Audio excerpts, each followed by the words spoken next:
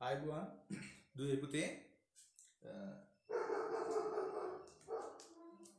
අපි පළවෙනි වීඩියෝ වැඩසටහන යටතේදී ඔයාලත් එක්ක සාකච්ඡා කරා සතුන්ගේ ජීවන චක්‍ර ගැන. ඒ ජීවන චක්‍ර ගැන කතා කර ජීවන චක්‍රයක් කියලා කිව්වේ ජීවීන් උපතේ ඉඳලා මරණ කල්ම ගෙවන විවිධ අවස්ථා. ඒ ගෙවන විවිධ අවස්ථා රූපයෙන් එකිනෙකට වෙනස් කීවා. ඒ රූපයෙන් එකිනෙකට වෙනස්කමට අපි කියනවා රූපාන්තරණය. නේ? රූපාන්තරණය කියලානේ අපි කිව්වේ. ওই රූපාන්තරණය ආකාර දෙකකට වෙන් කරා. මොකක්ද ආකාර දෙක? එකක් තමයි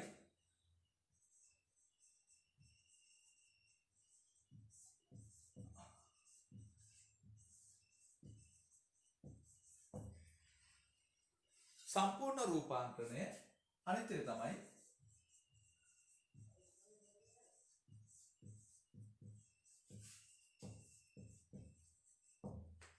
අසම්පූර්ණ රූපාන්තරණය. සම්පූර්ණ රූපාන්තරණය, අසම්පූර්ණ රූපාන්තරණය.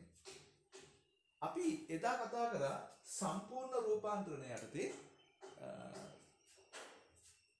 කවුද මේ එකක් තමයි මදුරුවාගේ ජීවන චක්‍රය, අනිත් එක තමයි සමල්ලයාගේ ජීවන චක්‍රය. හොඳයි. දැන් අපි අද මේ කොටසේ කතා කරන්න බලාපොරොත්තු වෙන්නේ අසම්පූර්ණ රූපාන්තරණය. අසම්පූර්ණ රූපාන්තරණය. මොකද්ද මේ අසම්පූර්ණ රූපාන්තරණයක් කියන්නේ? අසම්පූර්ණ රූපාන්තරණයක් කියලා කියන්නේ ජීවන චක්‍රය. දැන් සම්පූර්ණ රූපාන්තරණයක් කියලා කිව්වේ බිත්තර සූඹුලා කියන්නේ වැඩිච්ච ජීවියන්. සූඹුලා උදානවා බිත්තර වලින් කීටයා බිහි වෙනවා. කීටයාගෙන් පිලව අවස්ථාව වෙනවා. එතකොට සූඹුලා බිත්තර කීටයා පිලවා කියන අවස්ථා හතරක් තියෙනවා නම් අපි ඒකට කිව්වා සම්පූර්ණ රූපාන්තරණය කියලා. නමුත් බලන්න අපි ගත්තොත් එහෙම මේ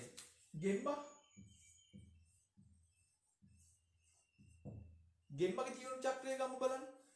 ගෙම්බගේ ජීවන චක්‍රය ගත්තොත් එහෙම උගේ ජීවිතේ ජීවන චක්‍රයේ මේ රූපාන්තරණය අවස්ථා තුනයි තියෙන්නේ. එකක් තමයි වැඩුණු සුහුබුල් ගෙම්බා.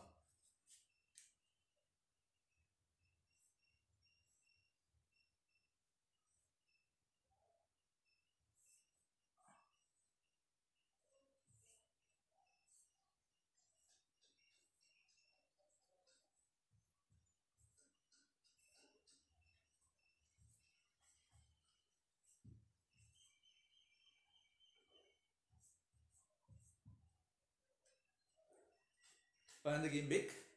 ඔය ගෙම්බෙක් වගේ පේනව නේද? මේ ගෙම්බා මෙයා මොකද කරන්නේ?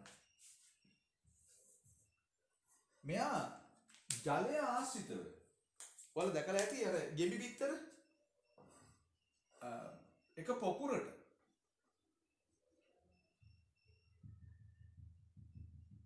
බිත්තර දානවා. නේ? මෙයා සූඹුල් ගෙම්බා.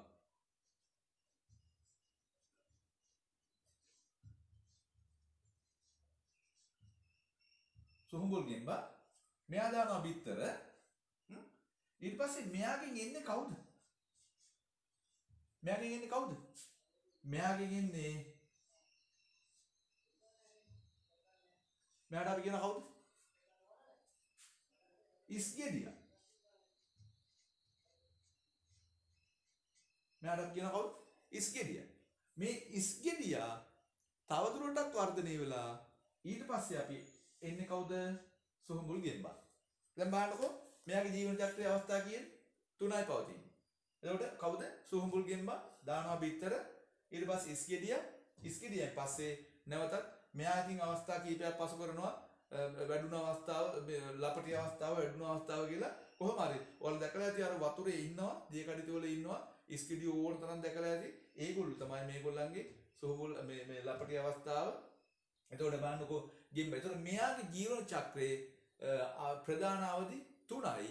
ඒ 3 එකිනෙකට වෙනස්. එතකොට අපි කියනවා මේක අසම්පූර්ණ රූපාන්තරණයක් කියලා. එතකොට අපි මෙන්න මේ ගැන පොඩ්ඩක් ලියා ගන්නද මාතෘකාව? අසම්පූර්ණ රූපාන්තරණය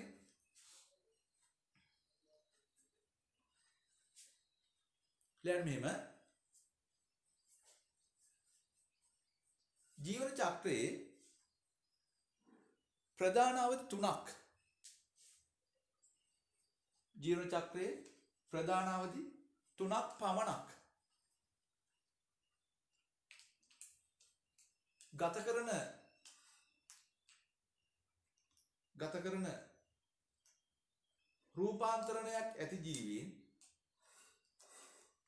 රූපාන්තරණයක් ඇති ජීවීන් අසම්පූර්ණ රූපාන්තරණය නමින් හඳුන්වයි.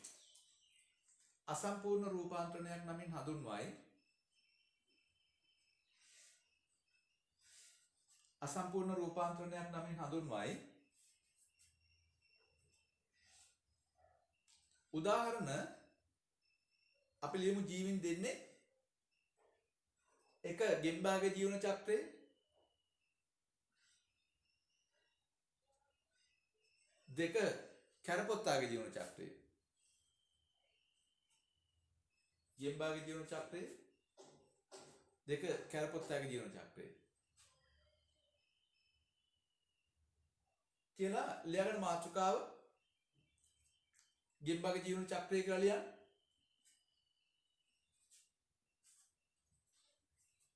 එහෙනම් දැන් වීඩියෝ එක නවත්තලා හැකි ඉක්මනින් මේක ඇඳ ගන්න. වීඩියෝ එක නවත්තලා ඉක්මනින් මේක ඇඳ ගන්නකො. හරි. ඇඳගත්තද පුතේ? දැන් ලියා ගන්න යටින් මෙහෙම.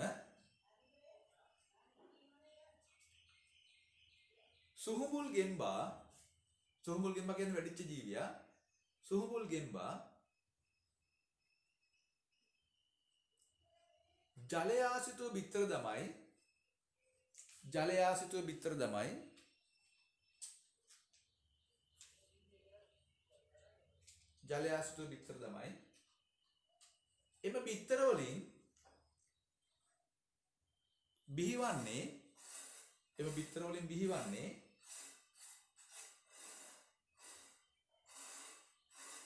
එම බිත්තර වලින් බිහිවන්නේ ඉස්ගෙඩියා වේ.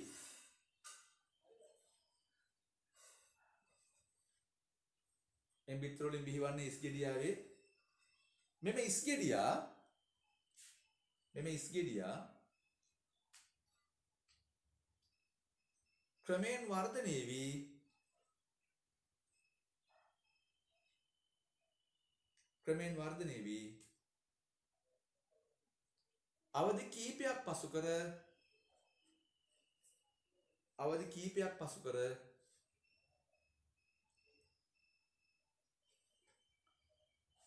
වැඩුණු සුහුඹුල් ගෙම්බෙකු බවට පත්වේ.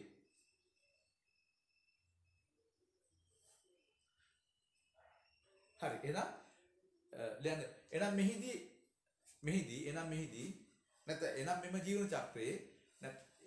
මෙම ජීවන චක්‍රයේ ප්‍රධාන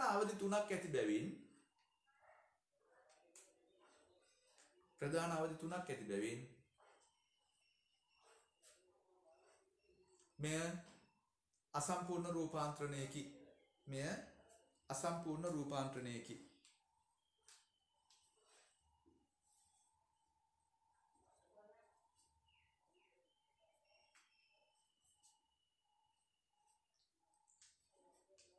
හරි. අපි බලමු ඊළඟට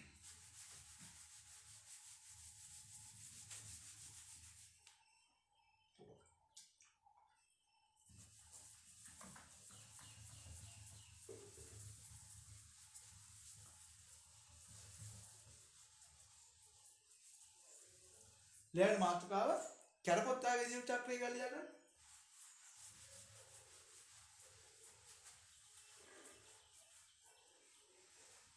කැරපොත්තාගේ ජීවන චක්‍රය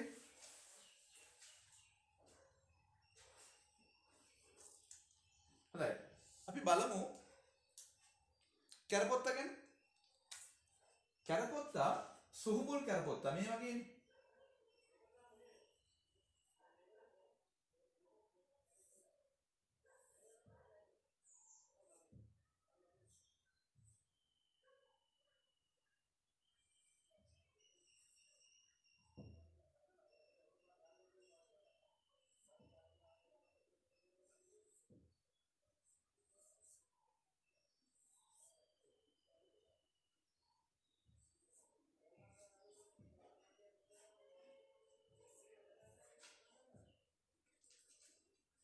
පේනවද කරපොත්තෙක් වගේ?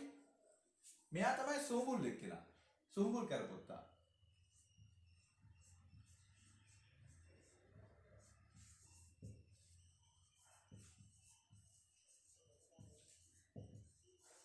සුහුඹුල් කරපොත්තා. මෙයා දානවා බිත්තර.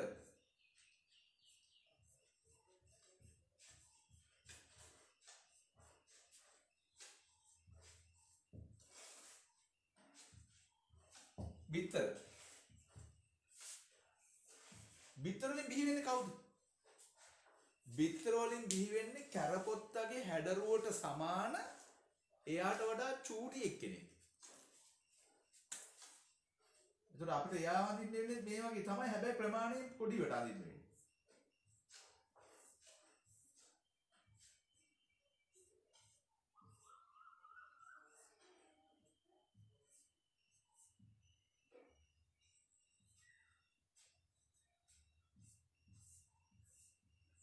ඔන්න ඔය වගේ රතු පාටින් පේන්නේ නැත්නම්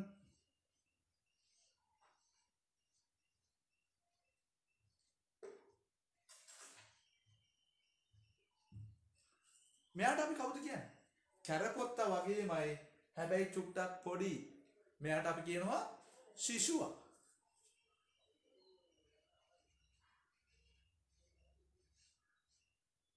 කවුද?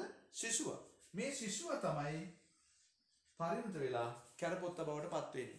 බලන්නකෝ මෙයාටත් අවස්ථා තුනයි පවතින්නේ. මෙයාගේ තියෙන්නේ අසම්පූර්ණ රූපාන්තරණයක් තමයි. ලියා ගන්නකො මාතෘකාව.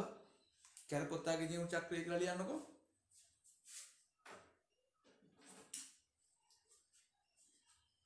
දැන් මෙහෙම කැරපොත්තාගේ ජීවන චක්‍රය කියලා ලියලා හැකි ඉක්මනින් මේක අඳ ගන්නකො. වීඩියෝ එක නවත්තලා මේක අඳ ගන්නකො. හරි. අඳගත්තොත් අපිට පොඩි මේ වීඩියෝ ක්‍රමයේ තියෙන මම ඉදත් කිව්වා වාසිය තමයි මේ රූපතරංග අඳින්න ගත වෙන කාලය මගේ කාලේ වැය වෙන්නේ නැහනේ. එතකොට ඔයාලට පුළුවන් මේක නවත්තලා අඳින්න පුළුවන්. එතකොට අපිට මගේ කාලේ වැය වෙන්නේ නැහැ. ඒතර අපිට පැය භාගයකදී වැඩි වැඩ ප්‍රමාණයක් කරන්න පුළුවන්. ඒක තමයි මෙතන තියෙන ලොකු වාසියක්. නැවත නැවත බලන්න පුළුවන්. ඒ නිසා ඔයාලට තේරුම් නැත්නම් මේක නැවත සැරයක් බලන්න පුළුවන්.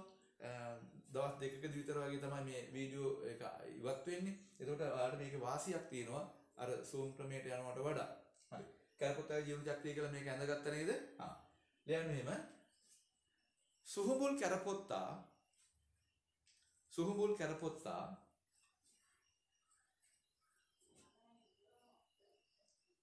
බිත්තර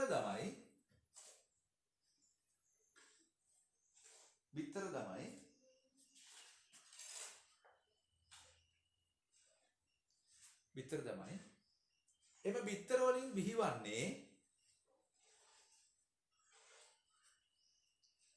එම බිත්තර වලින් බිහිවන්නේ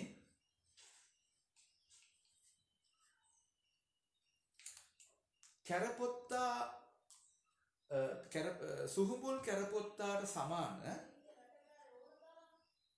සුහුඹුල් කැරපොත්තාට සමාන නමුත් ප්‍රමාණයෙන්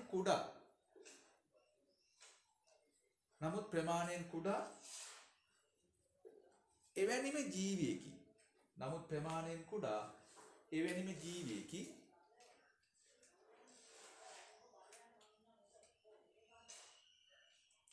එවැනිම ජීවියෙකි. එම ජීවියා ශිෂුවා නමින් හඳුන්වයි.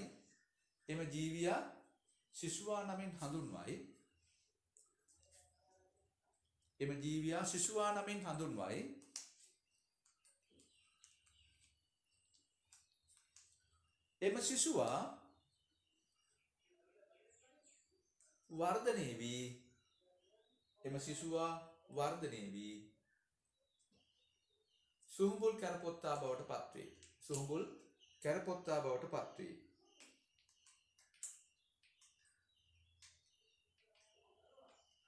සුහුඹුල් කැරපොත්තා බවට පත්වේ. හොඳයි පුතේ. ඔය අපි කතා කරේ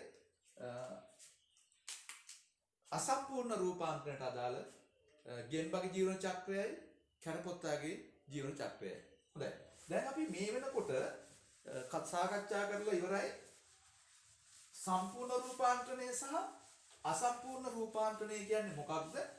ඒ සඳහා අයිති වන ජීවීන් කවුද? ඒ ජීවීන්ගේ ජීවන චක්‍ර මොනවාද? ඒ අවදි මොනවාද කියන එක අපි මේකට කතා කරලා ඉවරයි. හරි. දැන් අපි ඔය සත්තු ගැන කතා කරේ. අපිට තව තියෙනවා පළතුරු මැස්සගේ ඒක අපි මේ පාඩම් කොටසදී කතා කරනවා. අපි ඔය සත්තු ගැන කතා කරේ. ශාක වලට නැති ජීවන චක්‍රය. ශාකත් උපතේ ඉඳලා මරණකල්ම ප්‍රධාන අවදි ගත කරනවා. ශාක වලටත් ජීවන චක්‍ර තියෙනවා. දැන් උදාහරණයකට අපි ගත්තොත් එහෙම අඹ දැන් අපි මේ අඹ ගහක් ගත්තොත් එහෙම අපි මම මේ අඹ ගහක් නෙමෙයි අදින්නේ. මේ තියෙන්නේ වැඩුණු ශාකය. වැඩුණු අඹ ගස. හරි? මෙයාගෙන් එනවා මොනවද එන්නේ? අඹ බීජ. අඹයට දැකලා තියෙනවනේ? බීජ. මේ බීජයෙන් මොකක්ද එන්නේ? බීජයෙන් එන්නේ මොකද්ද? කුඩා පැලෑටියක්.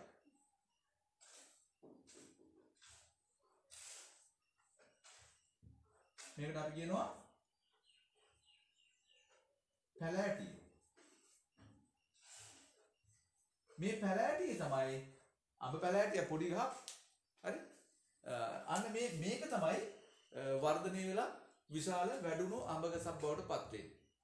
එහෙනම් මතක තියාගන්න සතුන්ට මෙන්ම ශාක වලට ජීවන චක්‍ර තියෙනවා.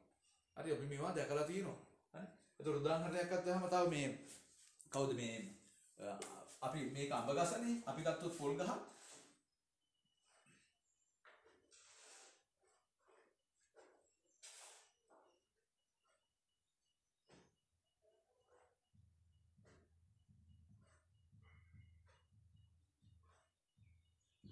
මේ තියෙන වැඩුණු පොල් ගස.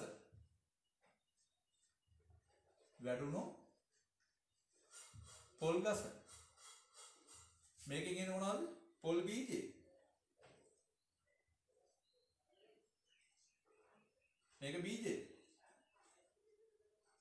ඊට පස්සේ මේකෙන් එන මොනවද? පොඩි පොල් පැලයක්.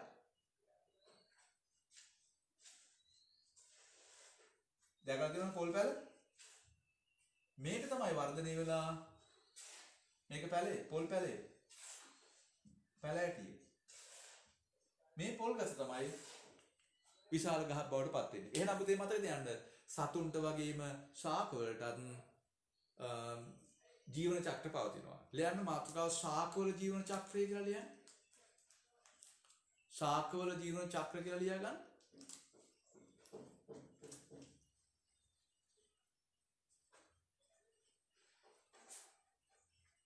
දැන් මෙන්න සතුන්ට මෙන්ම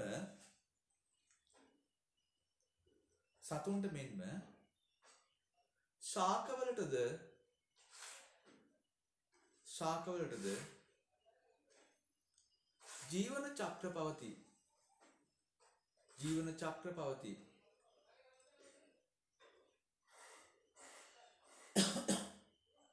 ශාකවලට ජීවන චක්‍ර පවතී. ඊට පහළ දිය දෙන්න එහෙම ලියන්න. වැඩුණු ශාකය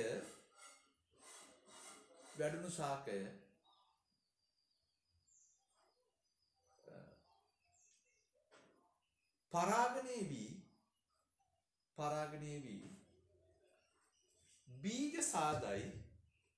බීජ සාදයි එම බීජයේ පැලවී කුඩා පැලයක් සාදයි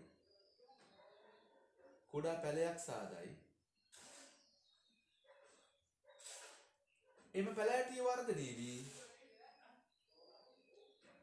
පැලෑටිය වර්ධනය වී වැඩුණු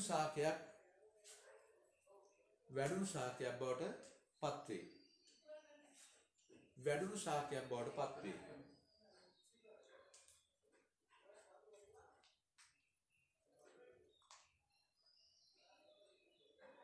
හරිද පුතේ?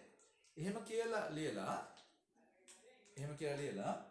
ලියාගන්නකෝ මාතෘකා දෙකක් ලියන්න. එකක් තමයි අඹ ගසේ ජීවන චක්‍රය කියලා ලියන්න. අඹ ගසේ ජීවන චක්‍රය කියලා ලියන්න. ලියලා මේක ඇඳ ගන්න. ඇඳගත්තද? වීඩියෝ එක නැවතුවා මේක ඇඳලා. හරි? ඊට පස්සේ දාන්න පොල් ගසේ ජීවන චක්‍රය කියලා ලියන්න. පොල් ගසේ ජීවන චක්‍රය කියලා ලියන්න.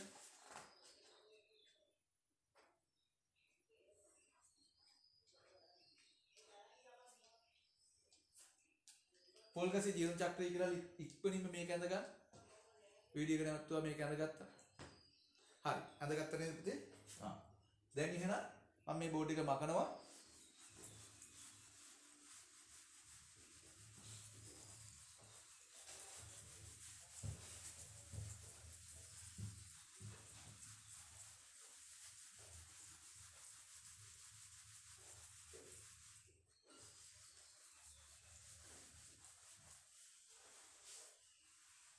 හරි. දැන් අපි මේ වෙනකොට ජීවන චක්‍ර කතා කරා, සම්පූර්ණ රූපාන්තරණය, අසම්පූර්ණ රූපාන්තරණය කතා කරා, ඒකට දාලා සත්තු ගැන කතා කරා, ශාකවලත් ජීවන චක්‍ර කතා කරා, වැඩුණු ශාකයේ බීජයේ ලපටි පැලය ඒකෙන් අලුත් විශාල පැලයක් හට ගන්නවා කියලා කතා කරා. එතකොට පුතේ අපි ජීවන චක්‍ර කියන කොටස තමයි අපි උතනින් ඕකෙන් නතර කරන්නේ පාඩම ඔයාලට කියලා දුන්නේ. හැබැයි අපිට මේ ජීවන චක්‍රය වැදගත්ද? අපි මොකටද මේ ජීවන චක්‍ර අධ්‍යයනය කරන්නේ? අපි මේ ජීවන චක්‍ර අධ්‍යයනය කරන එකේ වැදගත්කම් ප්‍රධාන තුනක් තියෙනවා. එක තමයි පලිබෝධකීන් මර්ධනයට.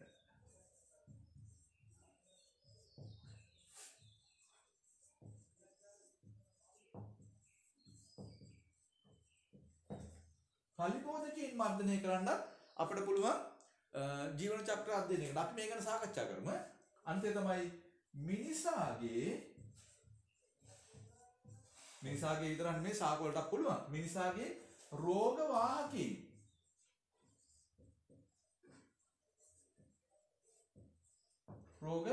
වාහකීන් මර්ධනයට. මිනිසාගේ රෝග වාහකීන් මර්ධනයටත් ජීවන චක්‍ර අධ්‍යයනය කරන එක වැදගත්. තුන්වෙනි එක තමයි ජෛව විවිධත්ව සංරක්ෂණයට.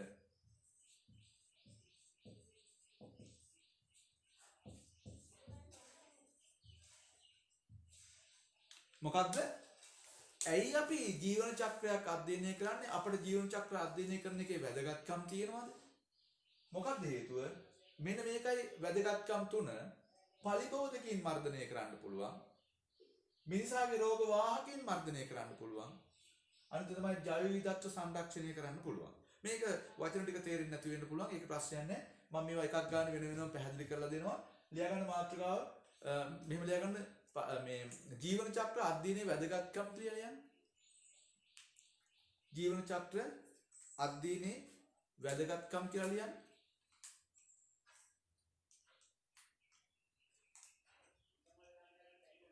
ජීවන චක්‍ර අධ්‍යයනයේ වැදගත්කම් කියලා ලියන්නේ. දැන් මෙහෙම ජීවන චක්‍ර අධ්‍යයනය කිරීමෙන් ප්‍රධාන වැදගත්කම් තුනක්.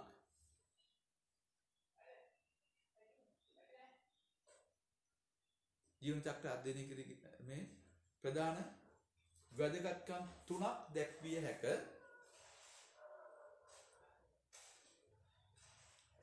එනම්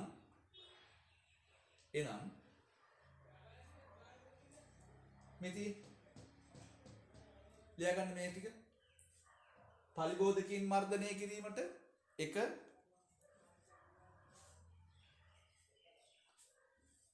දෙක මිනිසාගේ රෝග වාහකීන් මර්ධනය කිරීමට,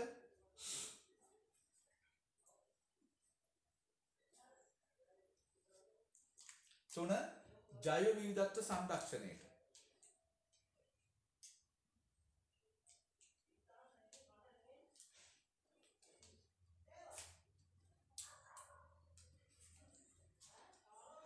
හරි.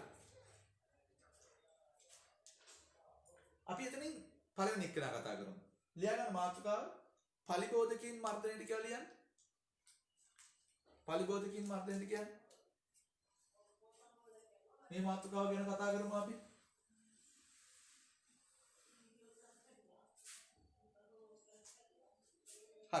මට කියන්න බලන්න කවුද මේ පලිබෝධකයෝ කියන්නේ? කවුද පලිබෝධකයෝ කියන්නේ? පලිබෝධකයෝ කියලා කියන්නේ සලකා බලන භෝගයකට, අපි සලකා බලන භෝගයකට හානි කරන කවුරු හරි ජීවියෙක්. ඒක පැලෑටියක් වෙන්නත් පුළුවන්, එහෙම නැත්නම් ඒක සතෙක් වෙන්නත් පුළුවන්. අපි ඕන තරම් අපේ ජීවිතවල අපි දකිනවා අපි අර ගහ පණුව කෑවා කියයි, මේක මේ කීඩෑවෝ කෑවා කියයි නේ. ඒ වගේ දේවල් තියෙනවනේ. අන්න ඒගොල්ලන්ට අපි කියනවා පලිබෝධකයෝ කියලා. පලිබෝධකයෝ මර්ධනය කරන්න අපට මේ ජීවන චක්‍රය වැදගත් වෙනවා. දෙයා ගන්නකො මෙහෙම සලකා බලන භෝගයකට, සලකා බලන භෝගයකට හෝ අස්වැන්නකට හානි පමුණුවන ජීවීන් පලිබෝධකයන් ලෙස හැඳින්වේ. පලිබෝධකයන් ලෙස හැඳින්වේ.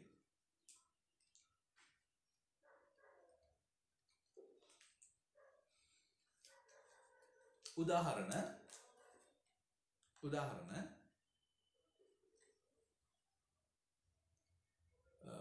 අපි දන්න එක්කෙනෙක් අපේ විශේෂ නිර්දේශයට තියෙන එක්කෙනෙක් ගැන කතා කරමු. ගොඩ ඉන්න ඔය පණුව කෑවා එහෙම කියලා වෙලා කියන්නේ උන්ටනේ. අපිට වැදගත් එක්කෙනෙක් ඉන්නවා. කවුද? පළතුරු මැස්සා. උදාහරණ පළතුරු මැස්සා. තව විවිධ පණු විශේෂ. ලියා ගන්න පළතුරු මැස්සා, විවිධ පණු විශේෂ වගේ ලියා ගන්නකො.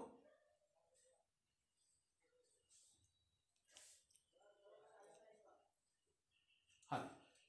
අපි බලමු පළතුරු මැස්සා ගැන. මේ පළතුරු මැස්සා ඉස්සරහම අපි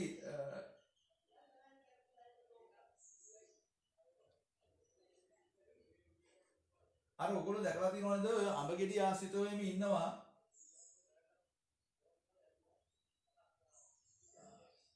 මෙන්න මේ වගේ ටිකක් අර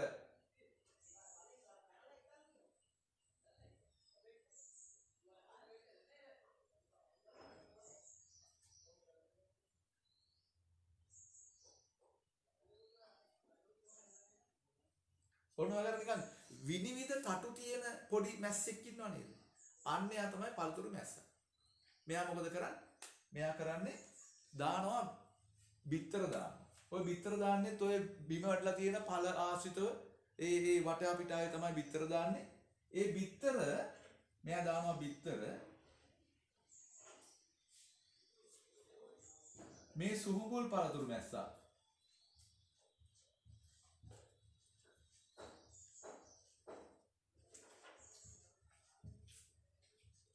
මේ සුහුඹුල් පළතුරු මැස්සා දානවා බිත්තර.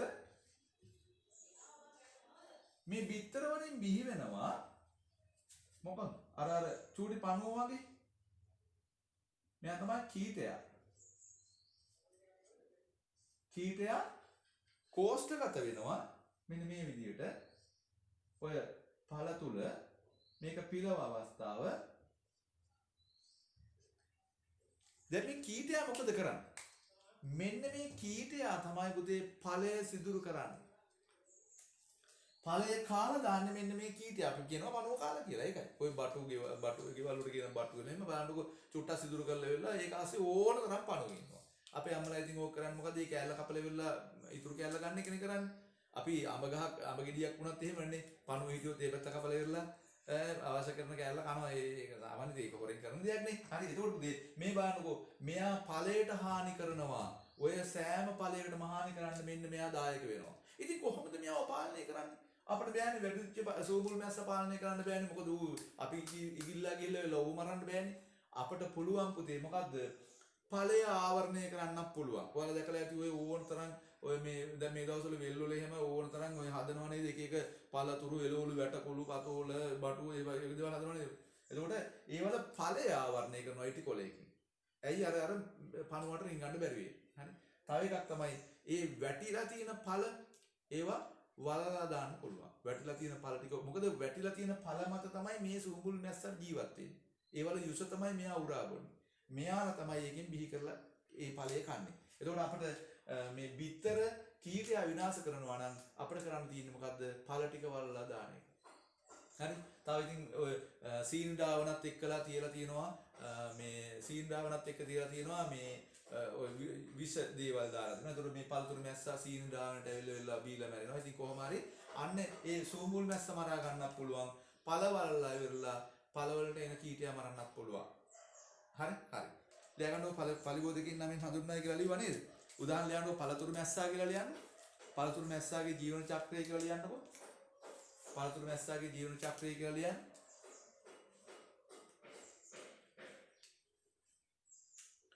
කියලා ලියලා වීඩියෝ එක නවත්තලා අඳගන්න මේක. වීඩියෝ එක නවත්තලා අඳගන්න. අඳගත්තද පුතේ? දැන් මෙහෙම සුහුඹුල් පළතුරු මැස්සා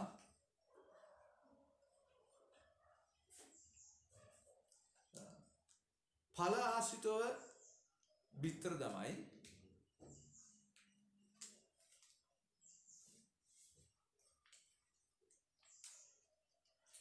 ඉන් බිහිවන කීටයා ඵලය ආහාරයට ගනී. ඉන් බිහිවන කීටයා ඵලය ආහාරයට ගනී.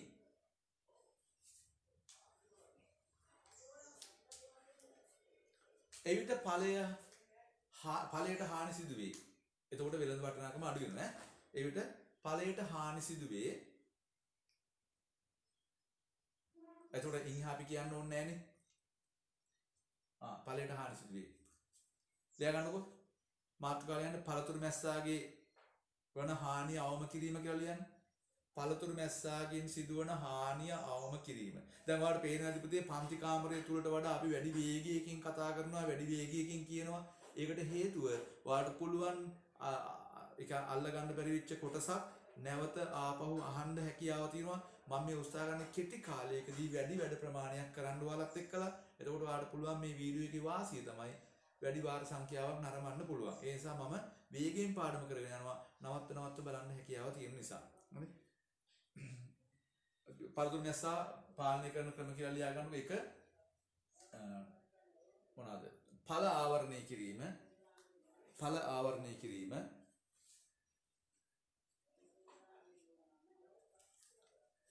ඵල ආවරණය කිරීම.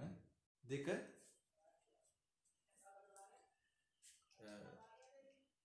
බිම වැටුණු ඵල නැත්නම් නරක් වෙලා ඵල බිම වැටෙනවනේ. බිම වැටුණු ඵල වලලා දැමීම. බිම වැටුණු ඵල වලලා දැමීම. ඔය විභාගයට අහයි ක්‍රම මොනවද කියලා ඈ. හරි. ඔය අපි කතා කරේ පුතේ මොකද්ද? පලිබෝධකීන් මර්ධනය කරන එක්කෙනෙක් තමයි පළතුරු මැස්සා. තව එක්කෙනෙක් අපිට ඉන්නවා පොල් කුරුමිනියා. පොල් කුරුමිනියා අර කළු පාට එන්නේ ඔය මේ වැස්ස වෙලාවට එහෙම ගියාසේ රුන් ගාලා කරකවන නිකන් රොකට් එකෙන් ඔගේ ටොක් ගාලා වදිනවා. අපි බයයි. ඌට බයයිනේ. සමහර අය බයයි. ගේ වටේ දුවනවා. හරි. ඇයි? අර ලොකු කළු පාට ගුලියක් වගේ එකක් එනවා. පළතුරු මේ ඒ මේ කවුද මේ එයා අපි කියනවා පොල් කුරුමිනියා කියලා. පොල් කුරුමිනියා. එයා මොකද කරන්නේ? එයා කරන්නේ පොල් ගහ සිදුරු අරගෙන ඒක හාරගෙන ගිහිල්ලා ඒක ගිහිල්ලා අර ගොබේ කන අර ගොබයක් වගේ එකක් තියෙන ඒක අර මොළ හරිය ඈ පොල් බොඩ කියලා කියන්නේ ආන් ඒකේ ලපටි පත්‍ර කනවා අස්සෙන් රිංගලා ගිහිල්ලා. හරි. ඊට පස්සේ ඔයාලා දැකලා තියෙනවද පොල් ගහ අර පත්‍ර නිකන් කතුරෙන් කැපුවා වගේ පේන්න තියෙන්නේ. ආන් ඒ කළු පොල් කුරුමිනියාගේ හානිය. ඒක කන්නේ ලපටි කාලේදී අර පොල් කඳ අස්සෙන් ඌරිංගලා ගිහිල්ලා. හරි. එතකොට අපි එයාව මර්ධනය කරන්නත් ඕන. එයා මර්ධනය කරන්න නම් අනිවාර්යයෙන්ම එයා බිත්තර දාන්න පුතේ වෙන කොහෙවත් ගන්න නෙමෙයි. අර ගොම ගොඩවල් ආසිතු අර දැකලා තියෙද කම්බිලි පණුවා කියලා එක්කෙනෙක් ඉන්නවා.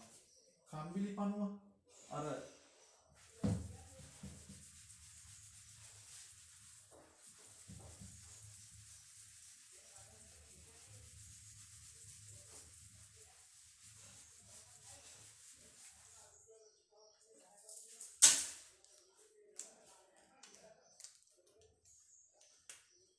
ඔයාලා දැකලා ඇති මේ අර කුරුමිනියා දැකලා ඇති ඔයාලා කොහොමද?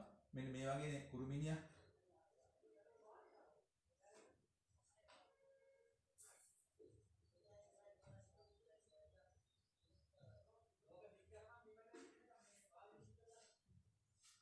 ඔය වගේ මෙයාගේ බිත්තර දානවා ඔය කුණු ගොඩ වල ආශ්‍රිතව තමයි බිත්තර දාන්නේ. බිත්තර මෙයාගෙන් තමයි එන්නේ මේ සුහුඹුල් කුරුමිනියා මෙයාගෙන් තමයි එන්නේ. ඔයාලා දැකලා තියෙනව නේද? මෙන්න මෙහෙම අර සුදු පාට මෙන්න මෙහෙම එකෙක් එනවා දැකලා තියෙනවද? මෙහෙම. හරි. මෙයා තමයි අපි කියන්නේ කම්බිලි පණුව නැත්නම් මෙයා තමයි කීටයා. හරි. මේ කීටයා තමයි ওই ගොම ගොඩවල් ආශ්‍රිතව තමයි කුණු ගොඩවල් ආශ්‍රිතව තමයි මෙයා ඉන්නේ. මෙයා තමයි පස්සේ කාලෙක කෝෂ්ඨගත වෙන්නේ. කෝෂ්ඨගත වෙලා ඉවරලා මෙයා තමයි සූමුලා බවට පත් වෙන්නේ. මෙයා පිලවා. අන්න එතකොට පුතේ මතක තියාගන්න පොල් කුරුමිනියා පාලනය කරන්න පුළුවන් හොඳම ක්‍රමය තමයි මෙන්න මේ ඔය තියෙන පොල් ගස් ආශ්‍රිතව තියෙන කුණු ගොඩවල් ඉවත් කිරීම. පොල් ගස් ආශ්‍රිතව තියෙන කුණු ගොඩවල් ඉවත් කරමින් මේ කීට අවස්ථාව ඔයගොල්ලෝ කුණු ගොඩක් එහෙම අයින් කරනකොට මේ කුරුමිනිය මේ කීට අවස්ථාවල් දැකලා ඇති ඕන තරම්. ඇයි? මෙන්න මේවුන් තමයි පොල් කුරුමිනිය බවට පත් වෙන්නේ. ඒ නිසා පොල් ගස් ආශ්‍රිතව තියෙන කුණු ගොඩවල් ඉවත් කරන්න ඕනේ. ඉවත් කරොත් තමයි මේ කීටයා මරන්න පුළුවන්. අපි මේක අවසර වෙලා දානවා සත්තු කණ්ඩ දානවා. එතකොට මෙවුන් මැරලා යනවා. ලියාගන්න පොල් කුරුමිනියාගේ ජීවන චක්‍රය කියලා ලියන්න. මෙයා පලිබෝධකෙක්.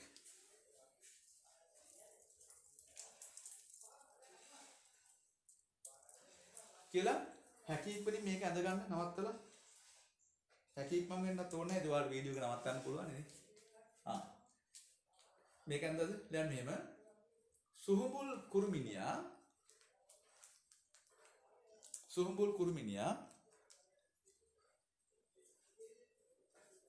කුණු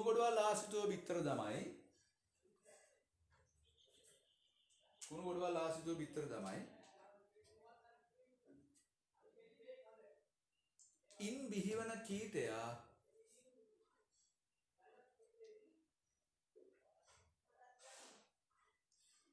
එම කුණු ගොඩ ආශ්‍රිතව වර්ධනය වී පසුව සුහුඹුලෙක් බවට පත් වේ. මේ පිලව අවස්ථාවක තියෙනවා. පසුව සුහුඹුලෙක් බවට පත් වේ. මෙම සුහුඹුලා අර පොල් ගහේ කඳාස්සෙන් යන්නේ ඔය කොම් ලියන්න ඕනේ. මෙම සුහුඹුලා ලපටි පත්‍රකාද පොල් ගසේ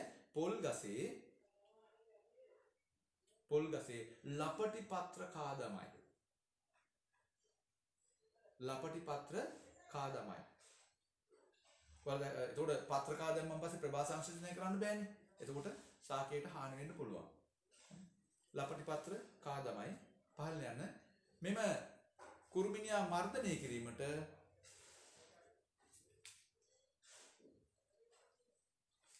කුරුමිනියා මර්ධනය කිරීමට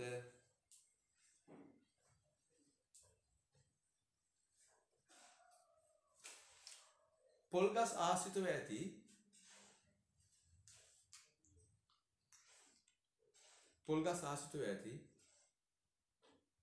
කුණු සහිත ස්ථාන ඉවත් කර යුතුය.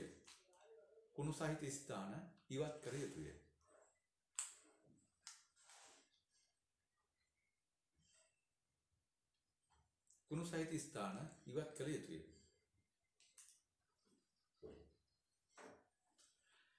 හොඳයි පුතේ. එතකොට අපි මේ කෙටි වීඩියෝ එකකින් සාකච්ඡා කරේ අසම්පූර්ණ රූපාන්තරණයත් ඒ වගේම ශාකෝල රූපාන්තරණය කියන්නේ මොකක්ද කියන ජීවන චක්‍ර අසම්පූර්ණ ජීවන චක්‍ර ශාකෝල ජීවන චක්‍ර සහ ජීවන චක්‍ර මේ හඳුනා ගැනීමේ වැදගත්කම් ගෙම්බගේ සහ මොනවද අපි කතා කරා ගෙම්බගේ ජීවන චක්‍රය කැරපොත්තගේ ජීවන චක්‍රය පළතුරු මැස්සාගේ ජීවන චක්‍රය ඊට පස්සේ අපි කතා කරා කල්පොල් කුරුමිනියාගේ ජීවන චක්‍රය.